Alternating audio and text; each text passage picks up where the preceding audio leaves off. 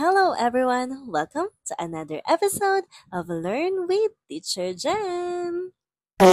Etong tuti kong ito ay sobrang laki na talaga ng improvement sa reading, sa mathematics, and this time, si Mami kasi gusto na continuous pa din yung learning niya kahit marunong na siya magbasa, kahit nakakabasa siya ng English at ng Filipino or Tagalog. Gusto talaga ng Mami niya na naka-enroll pa rin siya sa pag-tutor every other day or Saturday, Sunday. But this time, napapansin ko na hindi na talaga siya ganun ka-interested sa pagbabasa dahil meron siyang ibang hobbies na na-discover. At para makuha ka pa din yung attention niya, ay nag-isip ako ng laro. Ayan, so yun na lang yung pernamis ko sa kanya. Okay, ganito. Para hindi tayo pa ulit-ulit na ituturo ko sa'yo kung ano yung babasahin mo. This time, ikaw naman yung maghahanap nung sasabihin ni teacher. So, ang game na naisip ko is yung bingo. Bingo is para siyang idea ng I spy the letter. But this time, I spy the word.